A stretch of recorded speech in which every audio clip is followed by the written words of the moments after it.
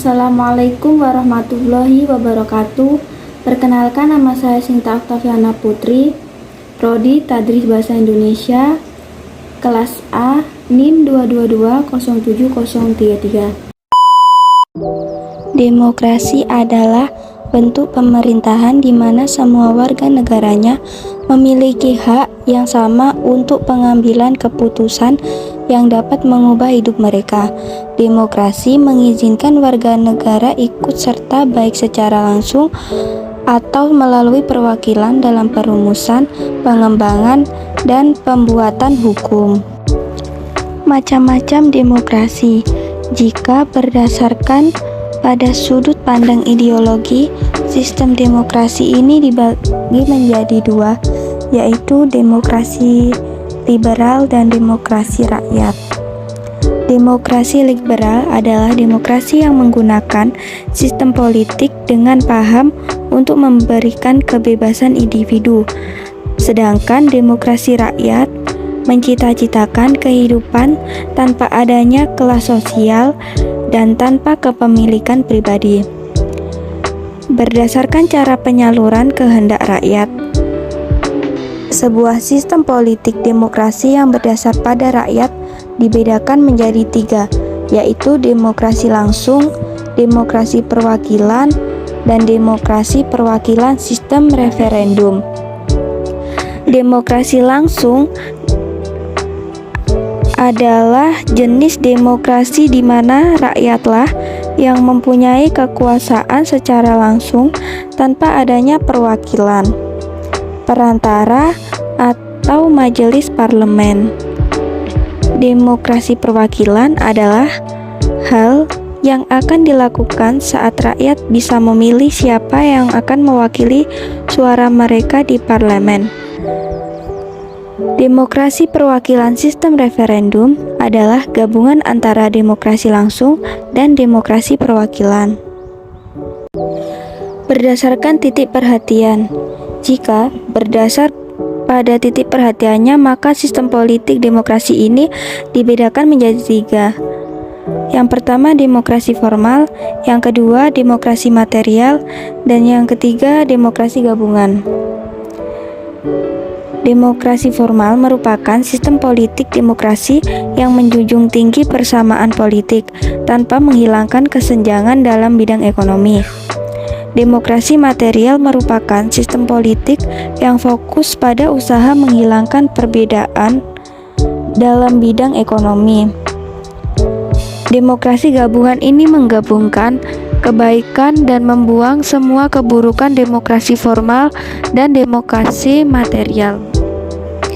Ciri-ciri demokrasi: yang pertama, mempunyai perwakilan rakyat. Yang kedua, keputusan berlandaskan aspirasi dan kepentingan warga negara.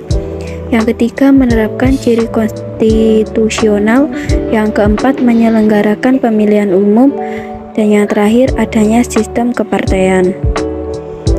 Salah satu bentuk demokrasi yaitu bebas berpendapat dalam berdemonstrasi, seperti yang diperlihatkan dalam isu berita ini. Polisi ancam pidanakan pendemo jika kembali blokade tol Jatikarya. Polda Metro Jaya turun menangani demo sengketa lahan yang berujung blokade ruas jalan tol Jatikarya. Polisi mengancam akan mempidanakan pendemo apabila massa kembali memblokade jalan tol Jatikarya. Direktur Reskrimum Polda Metro Jaya Kombes Hengki Haryadi mengatakan penyampaian pendapat di muka umum adalah hak setiap warga negara yang diatur dalam Undang-Undang Nomor 9 Tahun 1998.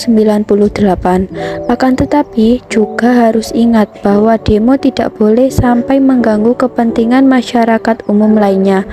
Akan tetapi apa yang terjadi di sini bukan penyampaian pendapat di muka umum karena tidak sesuai undang-undang.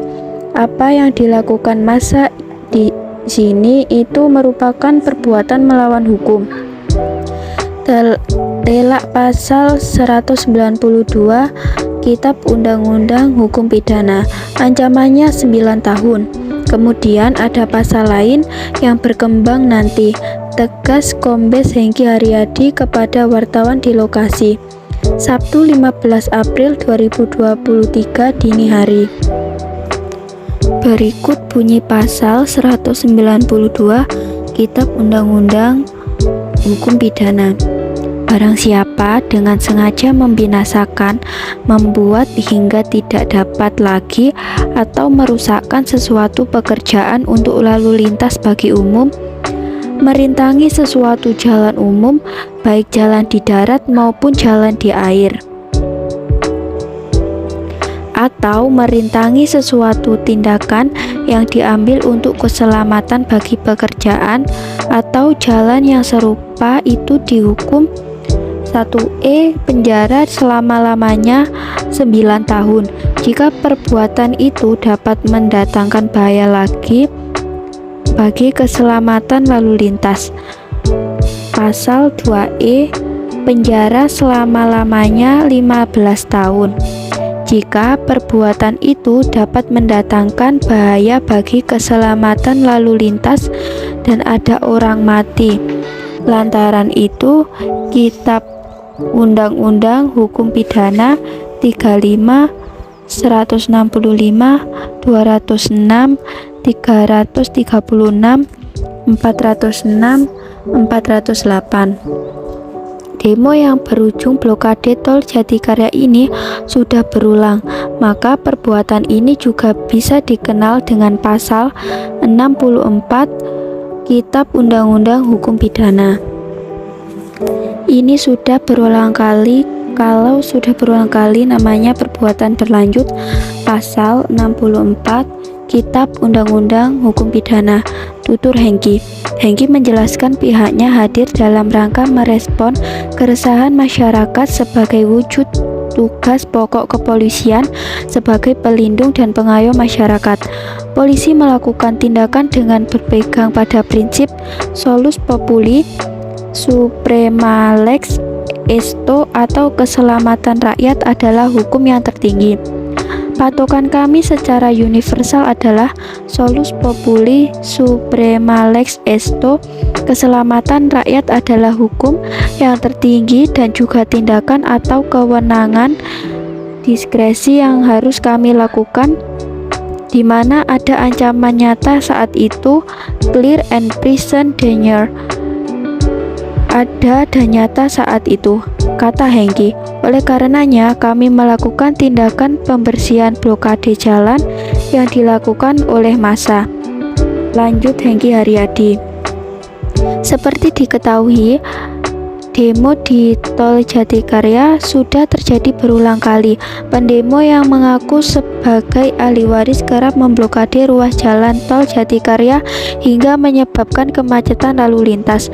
Pada Jumat 15 April malam kemarin, massa kembali turun dan memblokade jalan tol. Massa memblokade jalan tol dengan beton hingga memasang bale di tengah-tengah jalan tol.